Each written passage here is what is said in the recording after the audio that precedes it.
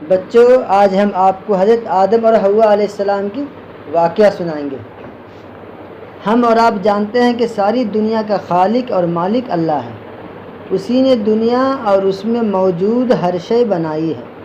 آئیے آج آپ کو قرآن کی روشنی میں بتاتے ہیں کہ اللہ نے انسان کو کس طرح تخلیق کیا۔ اس بارے میں اللہ تعالیٰ نے قرآن کی مختلف صورتوں میں آدم علیہ السلام کی پیدائش کا ذکر فرمایا ہے۔ اللہ نے فرشتوں سے کہا کہ میں مٹی سے انسان بنانے والا ہوں، جب اس کو درست کر لوں یعنی ٹھیک کر لوں اور اس میں اپنی روح پھونک دوں تو تم سب اس کے آگے سجدے میں گر جانا۔ تو سوائے ابلیس کے تمام فرشتوں نے سجدہ کیا۔ سوائے ابلیس کے تمام فرشتوں نے سجدہ کیا۔ اللہ نے فرمایا، اے ابلیس، جس کو میں نے خود بنایا اس کے آگے سجدہ کرنے سے تجھے کس نے روکا؟ کیا تو گھمنڈ میں آ گیا ہے یا اونچے درجہ والوں میں تھا؟ بولا، میں اس سے بہتر ہوں۔ کون؟ ابلیس بولا، میں اس سے بہتر ہوں۔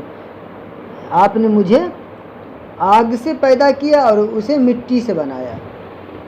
میں اس سے بہتر ہوں درجہ میں، اس لیے کہ آپ نے مجھے آگ سے پیدا کیا اور اسے مٹی سے بنایا ہے۔ چنانچہ اللہ تعالیٰ نے اس پر لعنت کا طوق ڈال کر اسے اپنے دربار سے نکال دیا اور مردود شیطان بنا کر زمین پر اتار دیا۔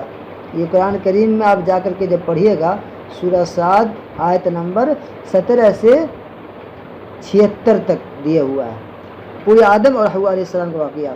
اس واقعے سے ہمیں ایک سبق یہ بھی ملا کہ اللہ کو اپنے حکم عدولی، اللہ کو اپنے حکم عدولی ہرگز گوارا نہیں، اور نہ اس کو غرور اور گھمنڈ پسند ہے کہ میں برتر ہوں اور وہ کمتر ہے۔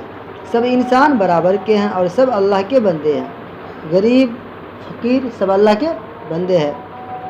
یہ ابلیس یعنی شیطان اسی دن سے آدم اور انسان کا دشمن ہو گیا۔ کب سے انسان کا دشمن ہوا؟ آدم، اسی دن سے۔ ابلیس یعنی شیطان اسی دن سے آدم اور انسان کا دشمن ہو گیا۔ چنانچہ ابلیس کو نکال دیا گیا اور آدم علیہ السلام کو وہاں جنت میں آباد کر دیا گیا۔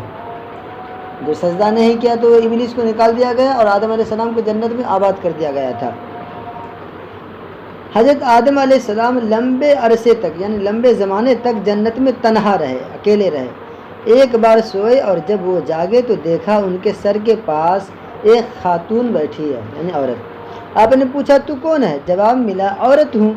آدم علیہ السلام نے پوچھا، تجھے کس لیے پیدا کیا گیا ہے؟ کہا، تاکہ آپ مجھ سے سکون حاصل کریں۔ قرآن نے کہا، لتسکنوا الیہا۔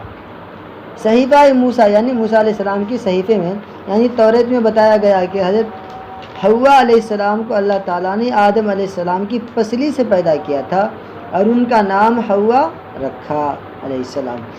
پھر اللہ نے حوا کو آدم علیہ السلام کی بیوی بنا دیا۔ حضرت آدم علیہ السلام کی تنہائی دور ہو گئی، تنہے رہتے تھے۔ جب بیوی حوا کو اللہ نے پیدا کیا تو اس کی بیوی ہو گئی حوا، تو ان کی تنہائی دور ہو گئی۔ دونوں ہنسی خوشی اور آرام کے ساتھ جنت میں ساتھ رہنے لگے۔ وہ جنت کے میوے اور پھل کھاتے تھے۔ جنت میں کھاتے کیا تھے؟ جنت کے میوے اور پھل۔ وہاں انہیں پیشاب پاخانے کی حاجت نہ ہوتی تھی یعنی ضرورت نہ ہوتی تھی۔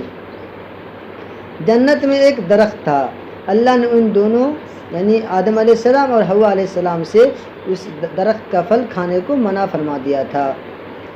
ایک دن شیطان نے دونوں کو بہکا دیا اور دونوں نے وہ پھل کھا لیا۔ پھل کھانے کے بعد ان کے بدن برہنہ نظر آنے لگے یعنی ننگا، اور وہ اپنے بدن پر درختوں کے پتے چپکانے لگے۔ تب اللہ نے کہا، کیا میں نے تمہیں اس درخت یعنی پیڑ کے پاس جانے سے منع نہیں کیا تھا اور جتا نہیں دیا تھا کہ شیطان تمہارا کھلا دشمن ہے؟ انہ لکم عدو مبین، شیطان تمہارا کھلا دشمن ہے۔ دونوں نے کہا، ہمیں بخش دے، ہم پر رحم فرما دے۔ اللہ نے کہا، اب تمہارے لیے زمین پر ٹھکانہ کر دیا گیا ہے، اسی میں تمہارا جینا اور مرنا ہوگا۔ حضرت آدم علیہ السلام اور حوا علیہ السلام برسوں تک دنیا میں ادھر ادھر بھٹکتے رہے، رو رو کر اللہ سے معافی مانگتے رہے۔ آخر ایک دن خدائے تعالیٰ کی رحمت کو جوش آیا اور ان دونوں کی خطا یعنی غلطی کو معاف کر دی گئی۔ ایک بار پھر دونوں کو ملا دیا گیا۔ اس کو دیکھیے، جب آدم علیہ السلام کو جنت سے نکالا گیا تو آدم علیہ السلام کو اتارا کہاں؟ سری لنکا میں، اور حوا علیہ السلام کو کہاں اتارا؟ جدہ میں۔ جدہ کا معنی دادی، تو آدم علیہ السلام کو سری لنکا میں اور حوا علیہ السلام کو جدہ میں۔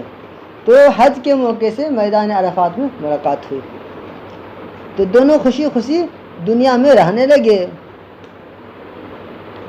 ان دونوں سے بہت سی اولادیں، بیٹی بیٹیاں دونوں پیدا ہوئی، جن سے اور اولادیں پیدا ہوئی۔ اس طرح دنیا میں آدم علیہ السلام کی نوع انسان بڑھتی گئی، یعنی نسل بڑھتی گئی۔ اللہ نے انسانوں کو نصیحت کرنے کے لیے، برائیوں سے دور رہنے اور اچھے کام کرنے کی باتیں بتانے کے لیے، نیک راستے پر چلنے کی تعلیم دینے کے لیے حضرت آدم علیہ السلام کو نبی بنایا۔ سب سے پہلے نبی کون؟ حضرت آدم علیہ السلام۔ اللہ کے حکم کے مطابق انہوں نے اپنی اولاد کو نیک راستے پر چلنے کی تعلیم دی، اچھے کام کرنے اور برے کاموں سے دور رہنے کو کہا۔ کیا کہا؟ اچھے کام کرنے اور برے کاموں سے دور رہنے کو کہا۔ دنیا میں سب سے پہلے انسان اور نبی حضرت آدم علیہ السلام ہی ہیں۔ دنیا میں سب سے پہلا انسان بھی اور سب سے پہلا نبی بھی کون ہے؟ حضرت آدم علیہ السلام ہی ہے۔ غور کریں، سوچیں کہ وہ ہم سبھی انسانوں کے باپ ہیں۔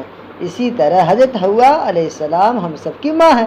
آدم علیہ السلام باپ تو حوا ہم سب کی ماں ہیں۔ ہمیں ان کے بتائے ہوئے نیک راستوں پر چلنا چاہیے۔ تو سب سے پہلے نبی حضرت آدم علیہ السلام اور سب سے آخری نبی حضرت محمد عربی صلی اللہ علیہ وسلم۔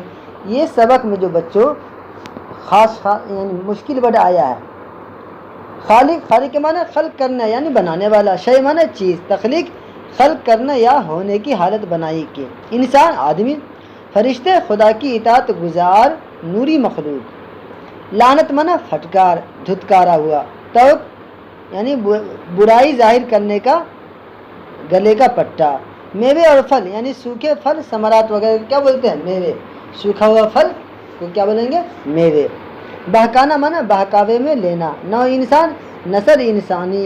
نبی معنی رسول، تعلیم دینا یعنی سکھانا۔ عورت کے معنی خاتون۔ پیشاب پخانا یعنی جسم سے خارج ہونے والی نجس چیزیں ہیں، جسم سے خارج ہونے والی نجس چیزیں۔ روح کے معنی جان، آتما۔ قدرت کے معنی قادر ہونا۔ پسلی معنی طرف یعنی پہلو۔ سجدہ کرنا، اللہ کے حضور میں زمین پر گھٹنوں کے بل ہو کر پیشانی اور ناک زمین پر ٹپکا دینا۔ عمل کرنے کی توفیق نصیب فرما۔